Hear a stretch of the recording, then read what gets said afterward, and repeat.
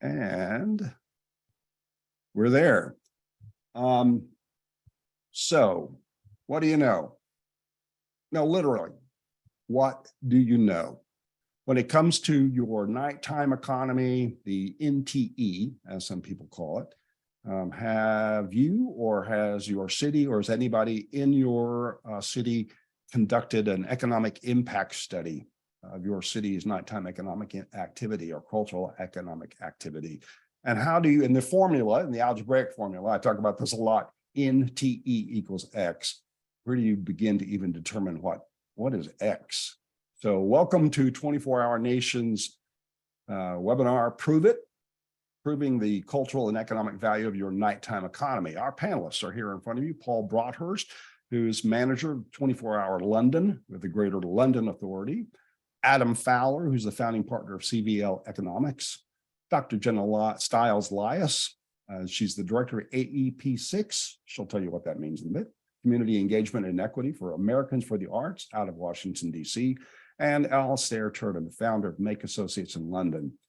24 Hour Nation provides webinars, podcasts, resources, news, information for nighttime advocates. We also provide intriguing new things to see, do, and savor in the United States for nighttime adventurers. It's what I do. My name is Randall White. I am founder of 24 Hour Nation. You are from New Zealand, Australia, India, Africa, most of Europe, North America. There are night mayors on this call, arts leaders, tourism professionals, economics students, teachers, researchers, community leaders, and city officials on this call. We're glad you're here. I do want to thank our friends from the Business Council for the Arts, for its promotional support, and for connecting us with Americans for the Arts for today's presentation.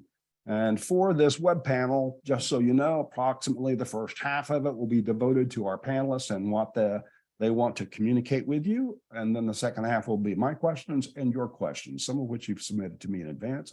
And then we'll also triage some that submitted through the chat and question. So I'm very glad you're here. So for our panelists, let's begin. Let's just dive right in. I gave you a heads up saying the kind of things that I think I would like for people to, what do people want to hear from you today? What does the audience want to know about your work and how it pertains to data gathering or marketing studies for the nighttime or cultural economy, specifically the ones that I've referenced when I've promoted this webinar? And why is your work important? How did you or your group go about making the study happen? What was the scope? Was there an eye-opening or unexpected discovery that came out of your research? Now, the major research project Paul is going to talk about is something that happened pre-pandemic. The major research project probably that Jen is going to talk about, Dr. Stiles Lias is going to talk about. She's in the middle of wrapping up right now, but there's a history with the Americans for the Arts of previous similar studies. And so what I'm going to do is I'm going to give each of our panelists about 5 minutes. And in this order, Alastair will begin with you. Tell us a little bit about Make Associates, your firm, and then a little bit more about this year's Nighttime Economy Report for the Nighttime Industries Association in the UK. Alastair Turnham. Okay, thanks, Randall. Can you hear me okay? Okay, great. Thanks for inviting me, Randall, and welcome to everyone else. So I'm a city planner, urban researcher, and I've been involved in nighttime studies since 1994. Almost my 30th anniversary. And in 2008, I founded Make Associates to provide cities, councils, businesses with research about the nighttime economy. And I suppose after 15 years, finally, as this session today proves, we're starting to get to a place where, people are taking the evening and nighttime economy or nighttime city a lot more seriously. I don't want to steal any Paul's thunder because I've worked with Paul on some projects.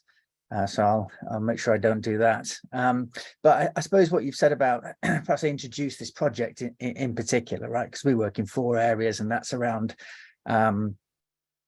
sort of nighttime strategies, work on sort of nighttime urban design, safety, lighting, transit, infrastructure of the night.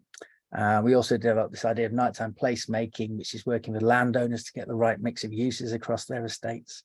And the 4th area is economic research and metrics around the nighttime economy. And it could be anything to do with it. Today, I'm going to talk a bit about this study, which was very much about the econometrics of of the UK nighttime industries. Okay, so in terms of what this work was, it was a piece of work that Mike Kill, who some people may know here, who's the CEO of the UK Nighttime Industries Association and a force of nature here in the UK and around the world in terms of supporting and advocating for the nighttime industries. He came to myself and a guy called Ash Cairns, and Ash is the wizard of data on the UK hospitality and leisure industry. He works for CGA by Nielsen IQ, so big global company, and nobody knows more about data for hospitality and leisure than Ash. And Mike asked us to measure the evening and nighttime economy of the UK. And I'd done that a long time ago, back in 2009. And then we did quite a few ad hoc pieces of work over the last decade, but not many people seemed that interested, apart from we did a major piece for Sydney. And I don't know why people weren't interested. I guess they felt that it wasn't that important an industry. And I think probably all of us in our various ways here today actually think that it's a very important industry. And that's the reason that I originally started the idea of measuring the nighttime economy, because I got kind of sick and tired of hearing politicians talking about how much the costs were of alcohol-related disorder or of paying for the police. Important though those things are, that we minimize those costs. But I was really interested in how do you measure the value, the economic value at that stage. And I'm interested in social and cultural value too. We can come to that later on. So we did this study back in 2009. And essentially this last two studies that we've done for Mike Kill at the NTIA are essentially souped up versions of what we did back then. And I'm really, very grateful to Mike for having the vision to start it again.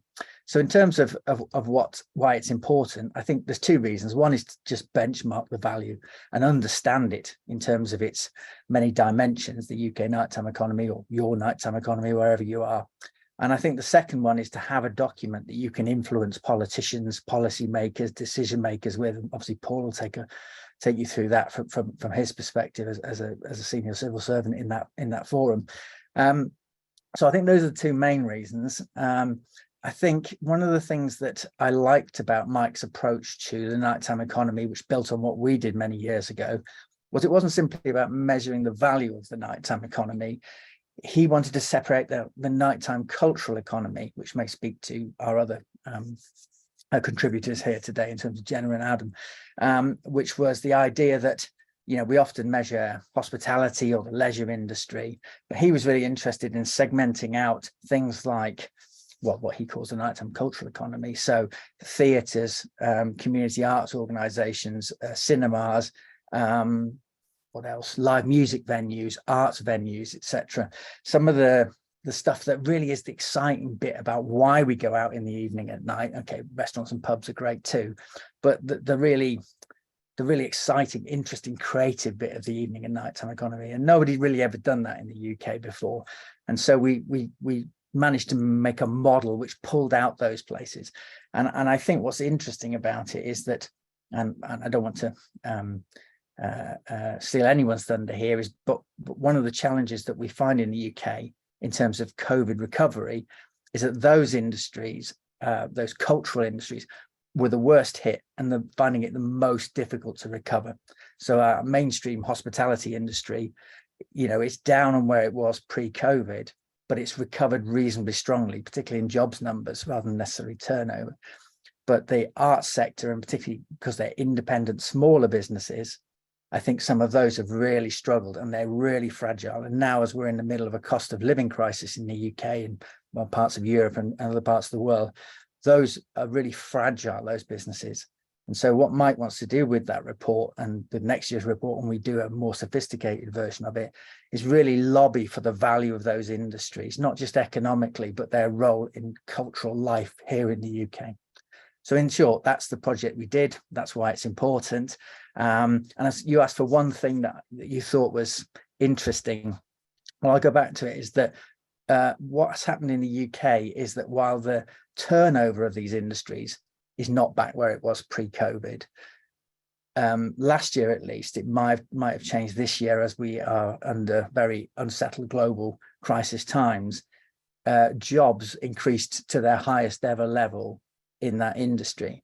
And I think that's a marker, and we saw it after the global financial crisis of 2008, 9, 10, of how resilient these industries are and how they can drive recovery, which they did after the last one. So that's my sort of parting shot is it's there, it needs to be supported, it can deliver jobs and wealth if done so in the right way. And it's fascinating to me how many of our decision makers don't even really think about the jobs that are affected with the nighttime economy. I know that when we did some political advocacy in my state, in the United States, to kind of point out the fact that you realize any decision you're making that affects the night also affects people's employment. And it's as if some people think the world just stops at 5. And this is just stunning to me. So I'm going to turn now to Jenna. Thank you, Allie. That's very, very insightful. And I'm very pleased to see that the NTIA embraced the cultural economy as part of their assessment. We see a lot of this kind of siloing sometimes, I think, in the nighttime economy, where it's the for-profit sector versus the nonprofit sector. And I think we're more powerful if we kind of coalesce and kind of put all of our marbles together and advocate together. And this is exactly what Americans for the Arts has done. The national organization that Jenna is with has completed several arts and economic prosperity studies. So she's currently wrapping up, I guess, the 6th one. So tell us a little bit about the Americans for the Arts, Jenna, as well as the particular study that you're working on, and a little bit of insight about the last one, because there's some magnificent findings from this previous studies. Sure. Thank you, Randall. And thank you to all the panelists and contributors here today and the folks listening in. You all are welcome to my nerd economic party. Like, we're all here. So we're all here together. My name is Dr. Jenna Self-Elias, and I am the director of AEP 6, Community Engagement and Equity at Americans for the Arts. And Americans for the Arts is one of the leading national advocacy organizations for arts and culture across the nation. And the research department has been around for a very long time. We're one of the sort of pillars of the organization to better do advocacy is to have a really strong research department. And one of our signature programs are the Arts and Economic Prosperity Study. Randall is right. We are on study number 6. We've been doing this since the 90s. We started with, I believe it was 33 communities, and now we're at 400 participating communities across the country, including DC and Puerto Rico. And what is it? What is the AEP 6 study? Well, it's a 2-part study. One part is an audience intercept survey, and the second part is an organizational survey. But that's like the boring stuff. I'm going to tell a quick story about the time where I went to Florida recently, Tallahassee. And I was a person in the world. I went to the airport. I went to the airport MAC counter actually and bought a new lipstick. And I Googled that we were going to this club called Mickey Faust Club, which was this like radical vibe shift on like Mickey Mouse Clubhouse. It was Mickey Faust Clubhouse. It was incredible. And I looked it up because I was like, oh, I need to know like if I could wear these like bright green pants to this professional event. And I could. So I bought the pants and I had the new lipstick and I bought some food and drink. And when I got there, I had a fantastic time.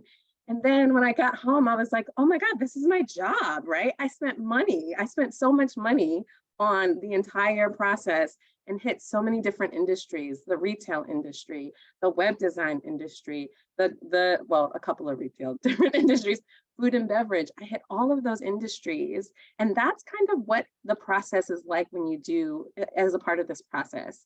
The Audience Intercept survey ask about childcare. I mean, my daughter was home with my husband, so that was one thing that I didn't have to pay for, but some folks have to pay for that. So there's a number of different costs associated with that one event. And the challenge, the reason why we started these economic prosperity studies and focus mostly on the nonprofit sector is because the money given to those organizations was seen as like some sort of black hole where like folks were just putting in this money and it felt good and like people enjoyed it. But nobody was able to say like, no, this is an actual business. Like arts means jobs. It's a $1.2 trillion industry. I mean, that's nonprofit, commercial, and educational and as a sector, but it's a big industry. And I think that that's what the goal is for arts for AEP 6, is to make sure that we have that measure of that economic impact. And it's exciting this year because we've added a ton of other features to the study that we can get into later. One is me. I was brought on just this past year to support this effort in a different and unique and more inclusive way when we start to dig out the amount of, and we'll get into this too, the amount of industries and the amount of different types of arts and culture organization, and what is an arts and culture organization, and how do we quantify who is what and where. So that's been a lot of my work, as well as to make this project more inclusive and to consider what does that look like. So for 30 years, we've been doing this project, and we are still, like I said, our deadline is June 23rd for data collection. So we are like in it. October, we will launch the results and the findings. So please stay tuned. But they will be really unique because I think we are finding, you asked like, what was the thing that surprised you, or something that was like a shock, was that like capacity is at an all-time low. We talk about jobs and the job market in the arts and culture, most of the local arts organizations and agencies, it's been a huge amount of turnover, and there's been not a lot of folks have come back. The volunteer sort of ecology, the sort of volunteer opportunities are not the same. They're not as robust when it comes to volunteer pools or individuals who can help and support in that way. And so there's been a definite learning about, who's the job market and capacity, as well as just sort of the desire of things that folks want to focus on. I think in the previous studies, folks were like, okay, we can talk about economic impact, we can talk about dollars. The average person at our last study spent $31.47 outside of the cost of admission. And that was like a huge thing. And then we went to the politicians and we went to folks and we said, hey, look at this. But now there needs more. We need the dollars, and we also need the social impact. We also need civic well-being and cohesion. We need all of those things. And I think that that's what AEP is becoming, to be able to do some of that work too. But that was a big learning. And then just from an equity, diversity, and inclusion perspective, just learning about what the landscape is and the wonderful contributions for all peoples when it comes to arts and culture. And so that's just been really exciting and dynamic. That's fantastic, Jenna. Thank you so much. And as somebody who came to this space through the arts, that's my own background, and understanding how long ago it was we were trying to just convince people that the arts and cultural organizations, that is an industry. It is a business. It means business. It means money for your city. And it's not just, I've seen graphs, it's not just the one actor on stage. It's just like we were talking about going to one event and then buying this, getting that, making sure you had that. I've seen a pyramid that said for every one person that you saw on stage, here are all the other positions that are supported by that. And that's also one of the things, Adam, I'm going to turn to you now with the cultural study that you did for Otis. Was very eye-opening because you included, again, not unlike the NTIA study in the UK, you included both the nonprofit as well as a for-profit creative economy in California. So tell us a little bit about CVL and also about that particular study and what findings, how it really helped shape a particular agenda that was desired in your state. Sure. Thank you, Randall. It's exciting to be here. Yeah, I echo the excitement about economics and data nerds. It's nice. I think in large part, I went to graduate school at UCLA and focused on behavioral economics. So that was really kind of the idea there is how do we make decisions as humans, as policymakers with low information?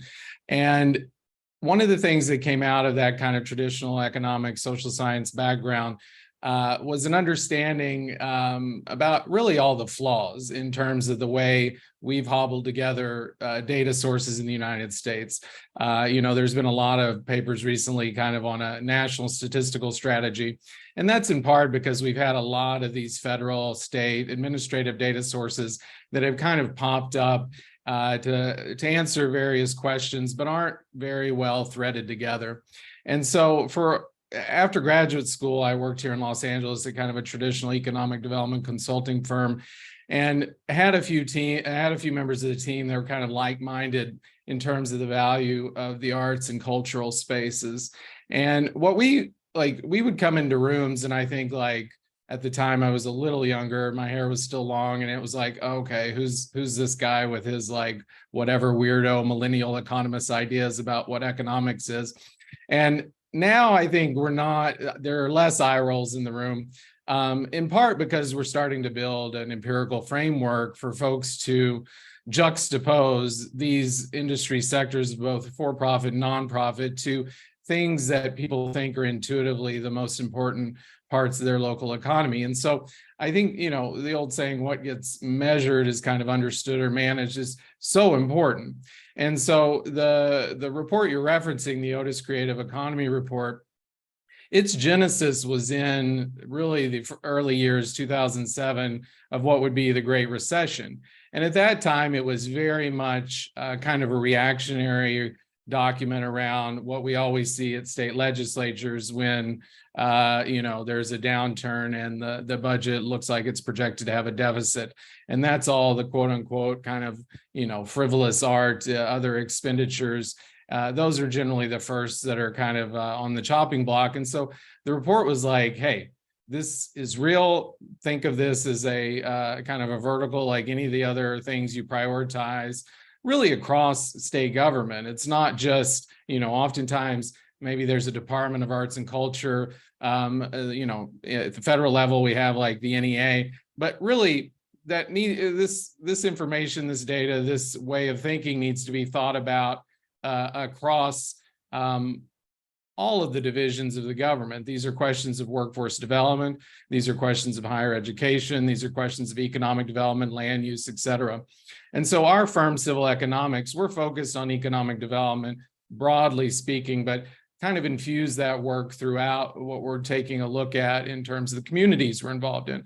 I think for the next 4, 5, 10 years, these questions are going to become really more important. I mean, here in California, right, we're at the early stages of very high vacancy rates in terms of our commercial real estate, right? Office space is now 20, 25, 30% if you get up into the Bay Area.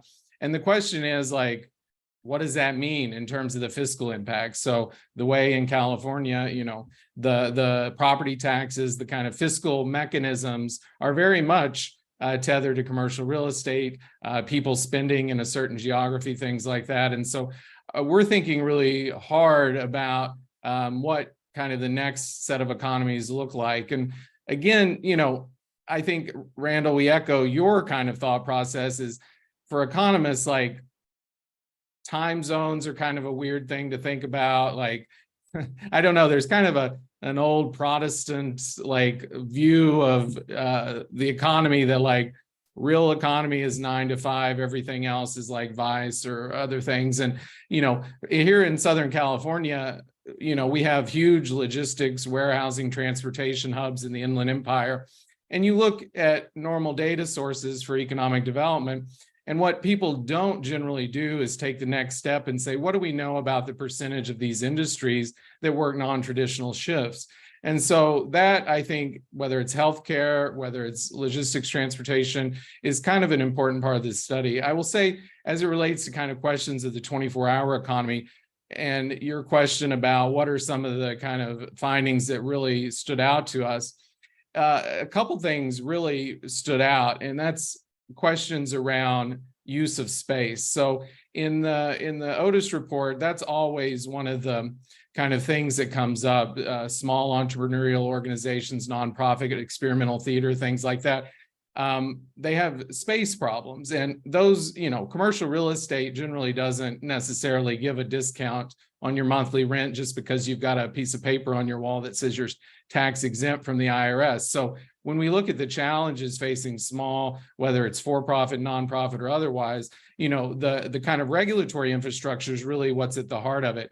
And only so much of that can be solved by kind of subsidizing demand. So while the report started out to say, like, you actually need to fund these initiatives in a serious and ongoing and a stable way, the most recent couple years of the report have really flagged a lot of the regulatory infrastructure where kind of what I would say is traditional market mechanisms aren't allowed to operate. So maybe there's a great industrial space where an experimental theater company could work or use that space at an off time.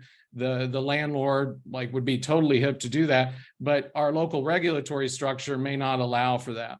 And so we, a lot of that is very local, hyper local in some sense, but I think over the next few years that regulatory structure is going to become really important and really maps onto a lot, I think, of the work in this space around the 24-hour economy. And, here in Los Angeles and in California, I think the knee-jerk reaction is to think this is liquor, pubs, et cetera, but it's really not. I think that's what we're trying to lean in toward, is whether it's healthcare, whether it's a lot of these other industries, whether it's people that are in finance we're, I think, 7 hours behind GMT. People are up and around depending on what industry sector they're in Los Angeles at all hours. And it's not just, pubs and things like that. And we have very little policy from transportation to otherwise to lean in on that. So that's kind of what we're thinking about, and the evolution of the report from our point of view. That's fantastic. And I'm very intrigued by the trend with commercial real estate and what's happening in there, and the effect that I think data can have when we're beginning to kind of advocate for changes in local regulatory situations that prevent activating some of those vacant spaces for arts and cultural things. Paul Broadhurst with the Greater London Authority. He's also the 24-hour London manager. Paul, when I first entered into this space of the nighttime economy several years back, the very first study that landed across my desk was yours, the one from the GLA's economics division, the Magnificent London at Night, an evidence base for the 24-hour city, because it opened my eyes and helped me open eyes locally as to exactly what the workforce was like and how many, and I would tell people, do you know what the largest workforce is in London? So tell us about a little bit, Paul, about the GLA, the Greater London Authority, your role in London, and that landmark study, I think, that really kind of set the bar for other municipal impact studies. Thanks so much, Randall. Hi, everybody. It's great to hear the conversation today, and it's just wonderful listening, to what you were saying, Randall, and what Adam was just saying. The conversation is changing. The 24-hour idea is really taking a hold. And we grappled with this a lot back in 2016 when the current mayor of London arrived in post, and we appointed our first night czar, which came out of data. Okay, we did a study on music venues, and it was the loss of music venues and that data that enabled us to put the case for appointing a night czar. There happened to be a mayoral election. The mayor put in his manifesto. Lo and behold, we got a night czar. So data got us a night czar, and since then, data's been so important to this story, and we grappled with this nighttime economy phrase. What does it mean? We kind of decided it didn't mean a huge lot, and it came with a lot of baggage of alcohol, crime, antisocial behavior, etc. So we took a very conscious decision not to use that phrase, and we took a very conscious decision to talk about the 24-hour city.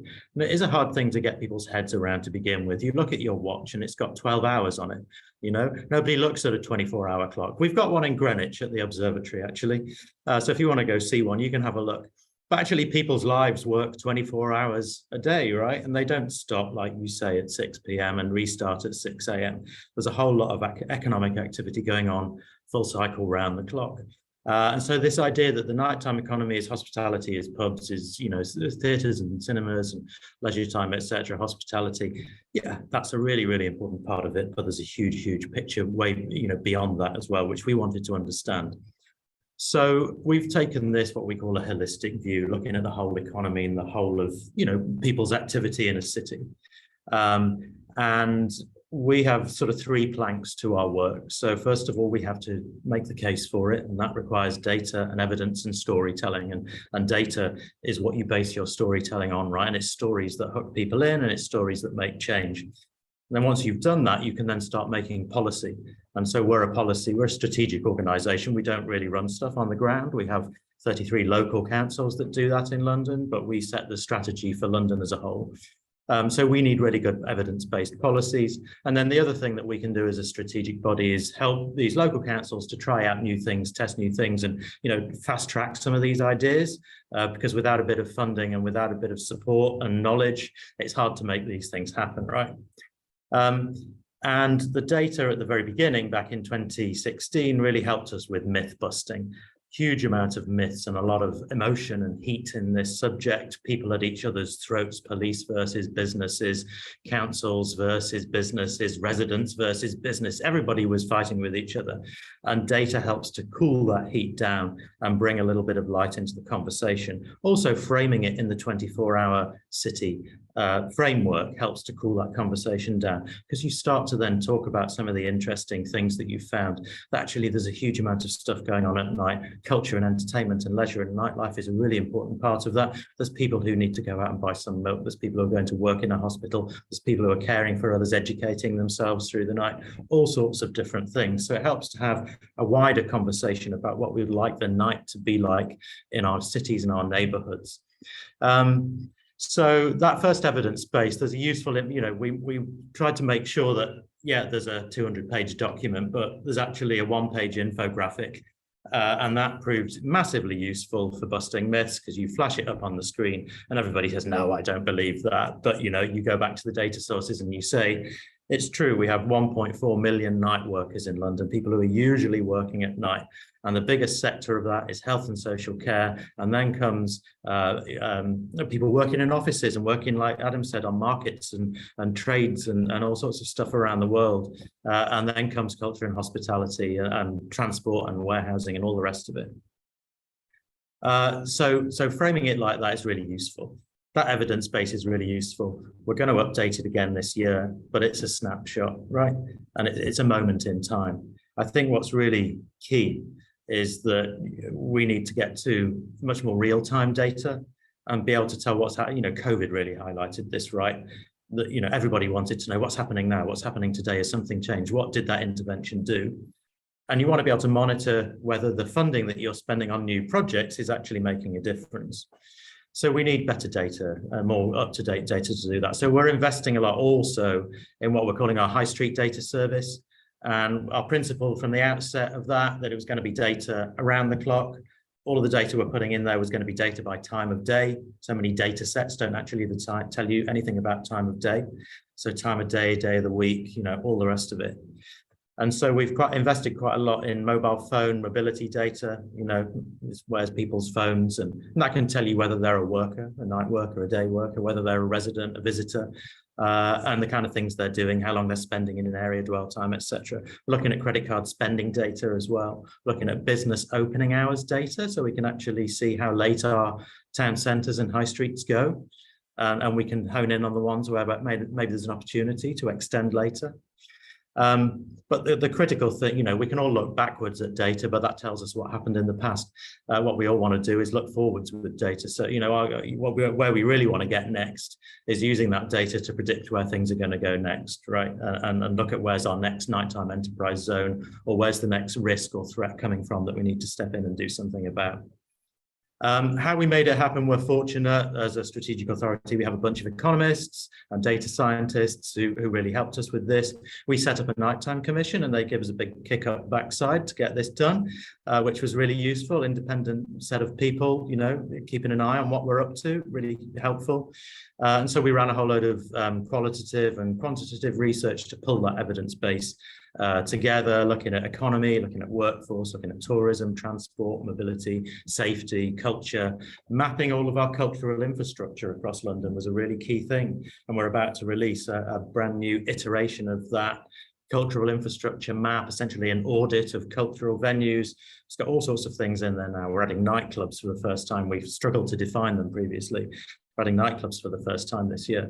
But artist workspaces, production spaces, studio spaces, recording studios, rehearsal spaces, music venues, theatres, pubs, you name it, all sorts of things on that cultural infrastructure map. And like others were saying, it makes it visible. Nobody can see the city in its totality, so you've got to be able to make it visible somehow for the decision makers, and this data just really helps with that. What's in the scope of that? What was in the scope of the study? Well, basically anything we could get our hands on. You know, we're not awash with data about the night, are we? So you just start with what you've got, and then you try and improve it from there. And there was lots of frustration. I think lots of people thought you could just get the data. The data would somehow tell you everything you needed to know. Absolutely not. But you work on it, right, and you make it better. And like Adam said, you try and standardize and make the collection better, and find these amazing, you know, repositories of data that are sat in a council somewhere, and try and get that available to use. Unexpected, well, everything we found out was unexpected, you know, and that's why it was so useful about busting myths. It was really eye-opening, the number of night workers, how little alcohol accounted for crime at night, how that had dropped by 50% over the course of the previous 10 years. So that myth was dead in the water. You know, it showed us what people did at night. We knew how people were spending their time. That in London, we have the latest bedtimes in the UK, that people are running all sorts of errands as well as going out socializing, educating themselves, you know, just going shopping or getting a haircut or buying something at night. And we knew that it was that night was a time of greater inequality. And I guess this is our biggest takeaway from that report, that whatever you're doing at night is harder. And if you're working at night, you're likely to be paid less. And it's likely to impact Black and ethnic minority members of the community more. And that if you're running a business at night, that's harder. You've got more hurdles and greater regulation. And if you're active at night, if you're a person who's active and wants to, you know, and socialize or enjoy culture at night, you know, there's greater barriers to doing that, which might be as simple as the transport network not really being as active at night time as in the day, for example. There's all sorts of things that make things at night harder and make the night a time of greater inequality. And those are the things that we're really trying to address, I guess, and that our policy making is based on. I'll leave it there. That's fantastic. And I love the reference to data helps us bust myths. Data helps us tell stories. And that one pager, I need to get a copy of that and post that, share that, because we do need to put in people's heads. And I suspect right now, as people are listening to you, Paul, they're going, "Oh, I've heard that argument. Oh, I need defense against that," because people assume that. I think in general, we're just afraid of the dark. And so I'm going to ask people who are watching, the attenders, thank you again. You can pop some questions in the Q&A while I'm asking these next few questions.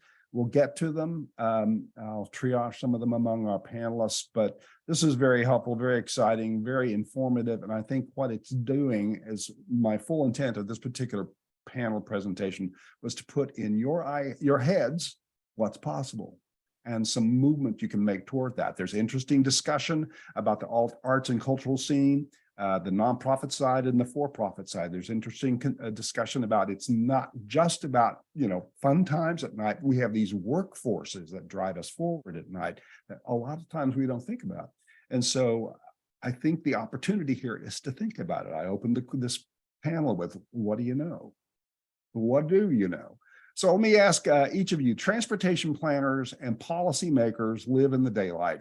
And yet between workers, socializers, industries that require transportation at night, we have both opportunities and challenges regarding safety, alternative transportation, environmental impact.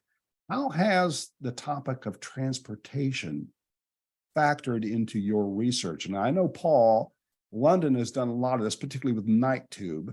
And I suspect Alistair also has some data about the role of transportation in supporting the industries. When somebody gets out of a theater at night and they're not the performer, they're the stage crew, and they've wrapped up and they've got to go home. Are they hopping in their own truck and driving home? When somebody gets out of closes the kitchen at 4, but they can't afford to live in the city because housing is too expensive and they got to get out, do they have transportation? So talk a little bit about transportation, Paul or Alistair, or any of you really, about the role that's had in your assessments.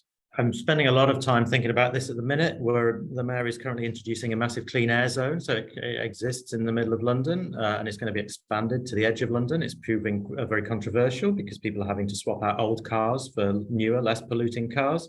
And obviously people that work at night, there's less transport and more people have to drive. And so we've struggled to get data about mobility in London and about transport in London. I think all cities, from what I know, struggle with this. But it's something that we're really working hard to crack, because we need to, and we commissioned some research on this recently. We need to know who our night workers are. We need to know where they live and where they work and how they're getting around the city. And it's this issue of inequality. You know, are they getting, is their journey twice as long as a day worker's journey? What impact is that having on their life and their well-being, etc.? And so we're just looking at how we can combine different data sources from Transport for London, the sort of integrated data, Transport Authority for London, but also mobility data, data from economics data from our Office of National Statistics, a whole range of different data, as well as gathering new data from surveys of night workers to understand this issue a lot more. It's a really key one. It's really important right now. And we're sort of, you know, dare I say it, in the dark a bit about a lot of this data. And we've got to get somewhere fast on it, I would say. Right. And I think with the sense of, particularly in the States right now, particularly in the Northeastern states, I don't know how it's bothering you in DC, Jenna, but we're currently smoked out because of, quote, climate change related issues. And as we're beginning to look at transportation options and the climate and our environment, seems like this plays I know that even in the DC, they closed the overnight metro at some point during COVID, but brought it back because the workforce kind of demanded it. What else, does anybody else have any insights about transportation? Or do I pop to the next question? Okay, briefly, I'll say I'll echo Paul's comments, is that bear in mind London are probably ahead of everyone else in the world in terms of their data for supporting their nighttime, their 24-hour city. Although there's other great examples from around the world which we might mention, but they're certainly holistically they're ahead, right? So if Paul's struggling to get it and his team, then you know that's the challenge, and maybe we can all learn from that experience. For sure. I suppose some of the stuff I've got is anecdotal, right? Which is, we did do some work on night workers' experience. It's qualitative work. And so there's a really small sample of around 20 people that we interviewed about how they got to and from their place of work in a part of London. And it's a market incredibly reliant on cars. So people are still driving in their cars in and out at night, even when there's good daytime transport, right? So that's a negative. People are then bringing their car in, you know, when they shouldn't really have to do it. There should be safe routes home, etc.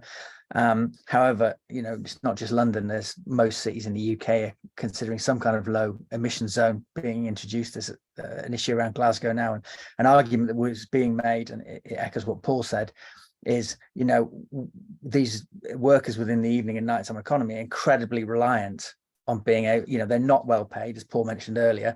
How are they getting into their jobs and getting home safely, particularly if their employer is not paying for a taxi home or there isn't well lit transport? So I think it's a really thorny issue, and I think the data around it's almost non-existent. And I'll just mention Lenny, so you know Lenny Schwendinger. Lenny's on here, who I work with sometimes. She talks very much about her concept of this, well, not her, but one that she's popularized, called last mile. So that idea that, particularly at night, and this Paul's work would be really interesting for all of us in here, is how do these workers in the arts, in bars and restaurants, but also in hospitals, you know, how do they get home that last mile? Because nearly always that's the problem where, you know, attacks, etc. happen. And we have very little data on that anyway. And I mean, we know that, Paul, I'm sorry. Yeah, as it happens, we know that there is no difference actually between car use for night workers and day workers. It's the same percentage, which I think is quite interesting. It's a useful, right, thing to hone in on. And we can identify that the night workers don't appear to have older, more polluting cars, for example, to day workers. You know, so there's some areas where there isn't that inequality. But we don't know how many night workers we're talking about. We're going to be hit by the expansion of the clean air zone, essentially, and what that's going to cost them. And you know, we really need that data.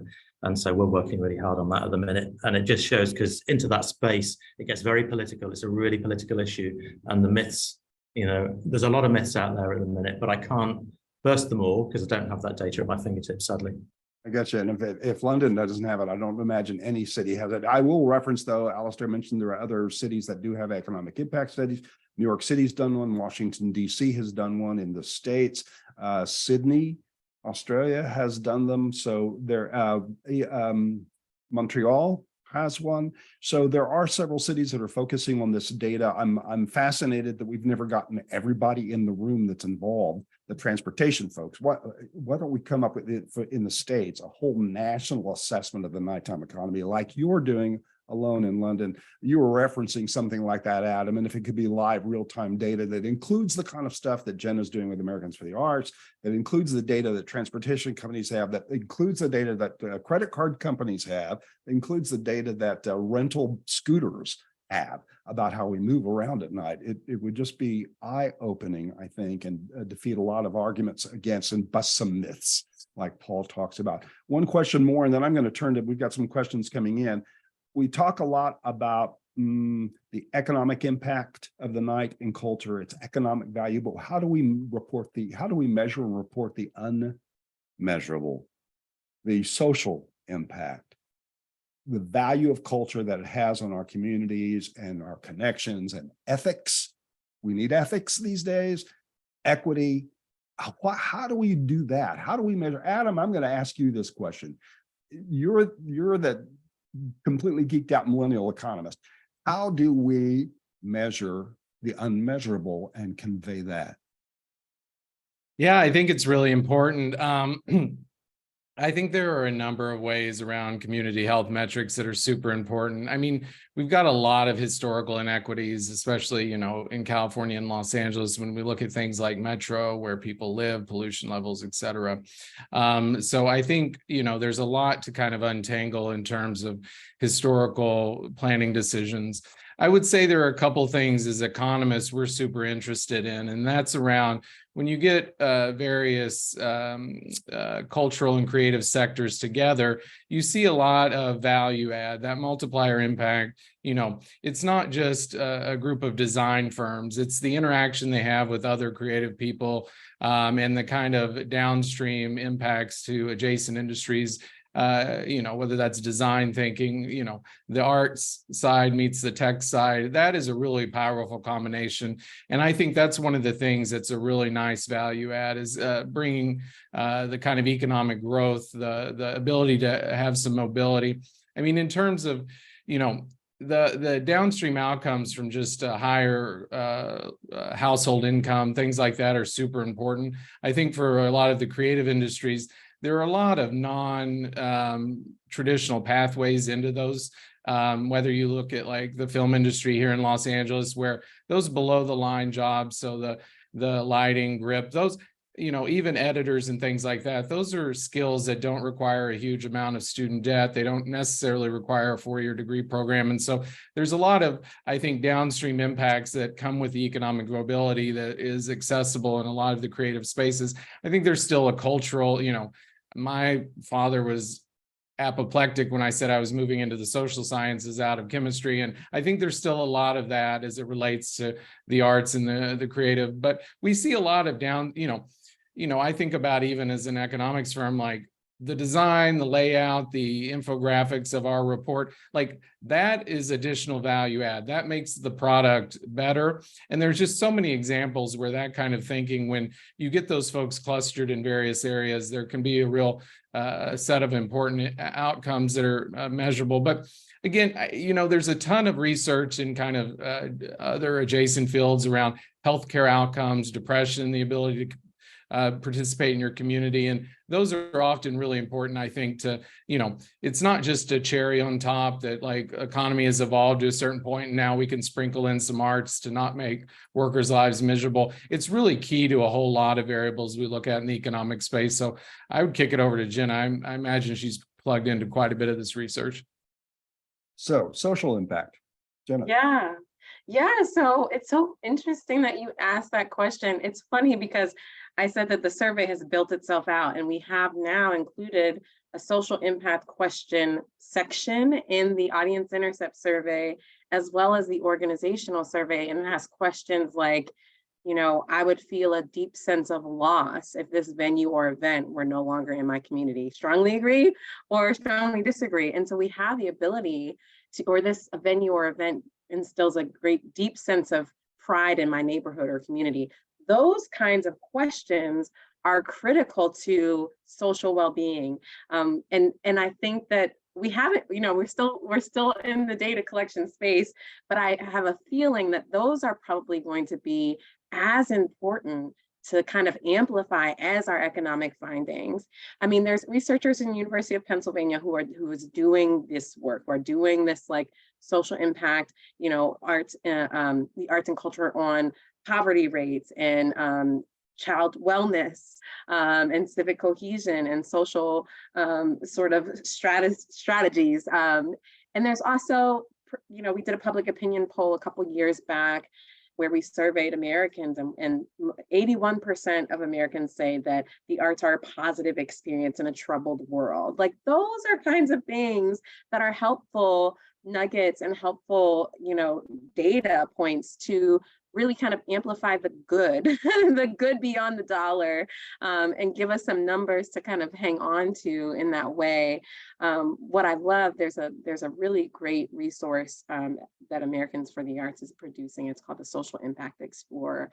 And it's basically just a color wheel of different ways the arts and culture impact community, whether it be military, health, education, transportation. There's so many different, sort of intersecting places that the arts and culture have a major impact on. And so I think when it comes to social impact data, it's there. We just gotta scream it from the rooftops. So we gotta get it and out again, there. I can't believe somebody hasn't said, we need a Pete Buttigieg level person in the United States that gets everybody in the room and says, let's look at this, and incorporates all this kind of information.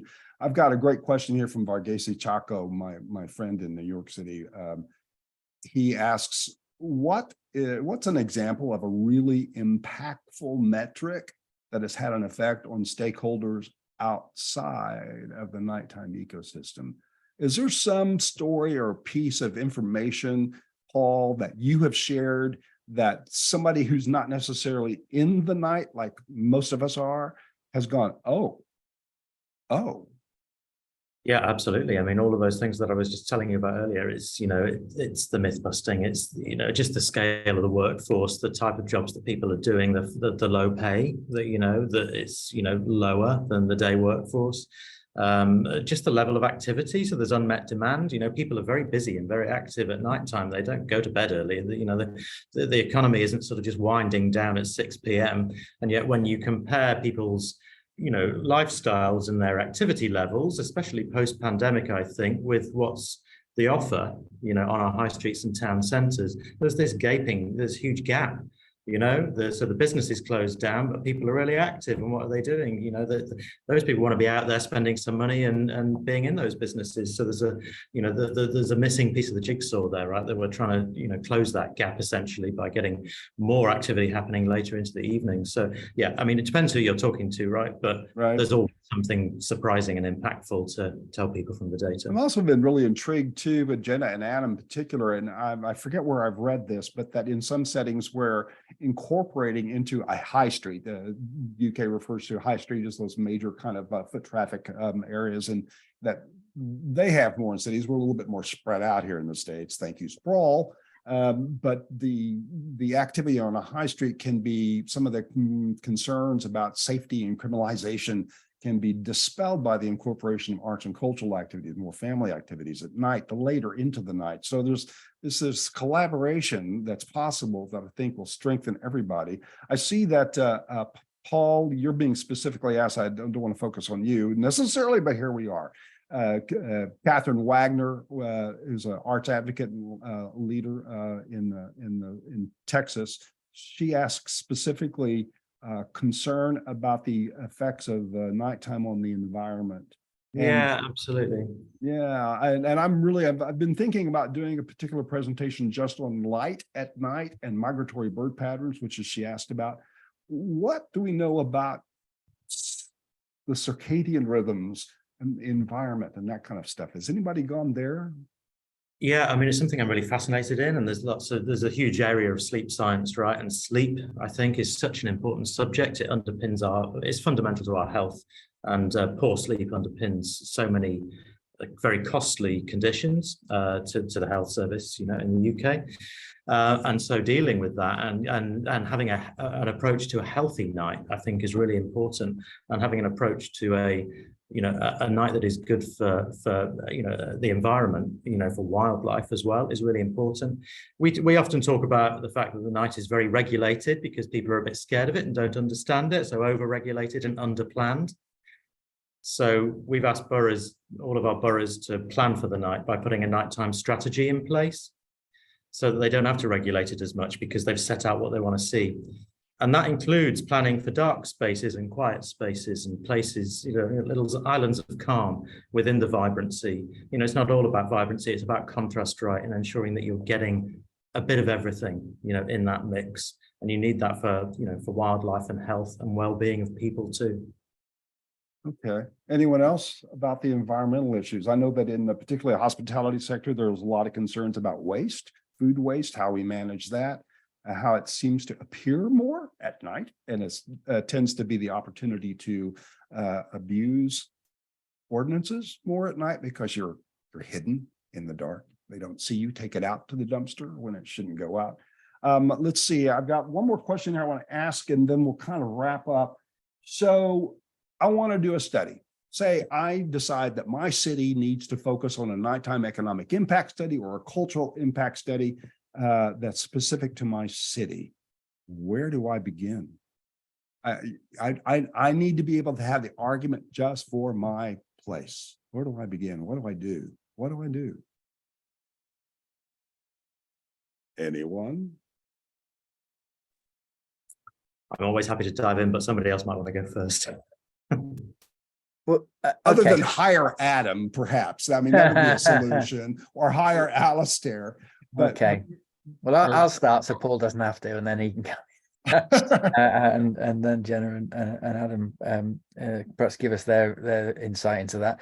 I suppose the starting point is, and I'll just make one point here, right? Which is just doing the study itself is not enough, right? So in isolation, there's no point having a study, which is a nice big thick thing that you can prop a door open with or beat someone over the head if they crawling through your window at night, right?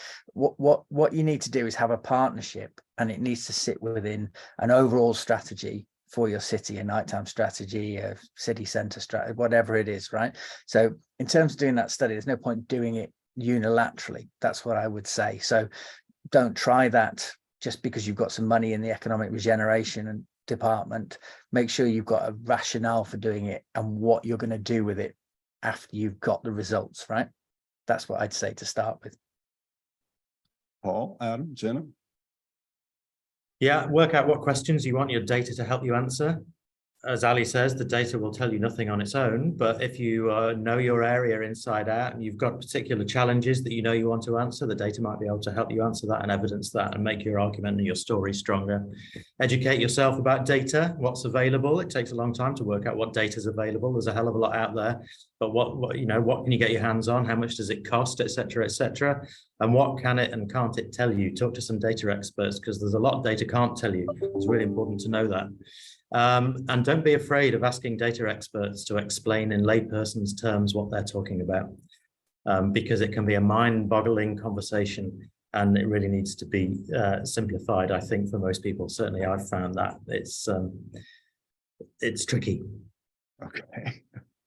Adam? Yeah, I would build on that and just say the audience is key in a lot of ways. So when you talk about like what metrics would you use, I mean, we often juxtapose people's kind of, things they prioritize. In Los Angeles, maybe there are leaders that fancy the manufacturing sector, like to go and cut ribbons. We juxtapose the number. Like once you get into millions, billions, trillions, people, it's like, I mean, that doesn't mean anything to anyone in terms of understanding. So like anchoring, juxtaposing, like putting it in contrast to something people know and care about, I think that can help kind of give a little weight to the outcome.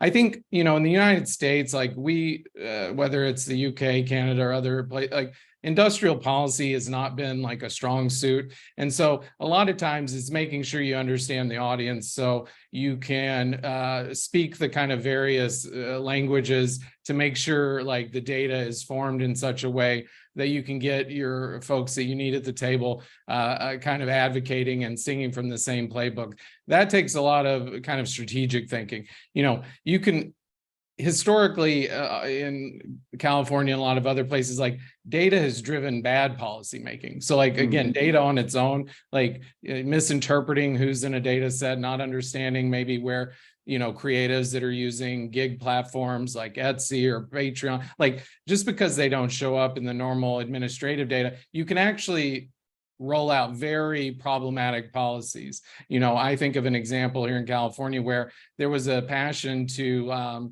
you know, regulate rideshare. And, you know, that ended up actually becoming a policy that, you know, has forced small arts organizations to take contract workers and try to fold them into W-2 positions. And what comes with that is like the loss of all your intellectual property rights. And so you have these like, and that was just like, we actually, there wasn't good at the time, like data around platform workers, Uber, Lyft drivers. And so bad policy rolled out, and now it's a real challenge. And so I think, you know, both understanding the audience and kind of where they're coming from and the lanes they're interested in is really key to understanding how you filter, organize, and report out on the findings. Because as everyone else has said, data on its own can lead you astray as often as it can lead you in the right direction, I think. Yeah, and I think I would just add that bring the people who you want to, who you're focused on, central to the conversation, and they can help build it, right? They help build the process because they are the people who have the need, and they are the people who are living the experience. We have over 207,000 surveys, 207,000 surveys from audiences across the country. And that is because we have the buy-in from the people, because we engage the people from the beginning. So if we talk to folks and say, we're doing this audience intercept survey about economic prosperity, they might be like, Snorfest. Or we can say, we are doing this economic impact study about how we can continue to have a thriving community of arts and culture. They're going to be like, yes, please, right? And let me tell you how else you can do it. And then that's the extra information that you might not be ready for, but you might need. So bring them in and help, and let them help build it with you. Okay, this has been a fantastic discussion. We will post a recording of this webinar on our website, 24hournation.com, and on our YouTube channel within days. Also included with this video will be links to the studies we've referenced it from the Americans for the Arts, from the CVL Economics, from Make Associates, and from the Greater London Authority. And the group, you'll have links to each of their organizations, so you can contact them and hire them or ask more questions, I'm sure. You can also find both Make Associates and CVL Economics on our 24-Hour Nation Nighttime Resource Directory. We have beginning to assemble resources for anybody who's wanting to do anything to do with the nighttime economy. We're parking them there. It's a free thing. I thank you for the Business Council for the Arts for your strategic partnership and for connecting us with the Americans for the Arts. Thank you, Alastair Turnham with Make Associates, Dr. Jenna Stiles-Lyles with Americans for the Arts, Adam Fowler with CVL Economics, where this whole conversation about doing this panel began. Thank you. And then Paul Broadhurst, Greater London Authority, the mothership of all nighttime economic impact studies. We thank you so much. You can learn more about 24-Hour Nation on our website at 24hournation.com, and follow us on social media at 24-Hour Nation. If there is a nighttime related topic that you would like or need to hear discussed in a webinar or podcast, let me know. I'll go make it happen. My name is Randall White. Thank you again. Thank you all.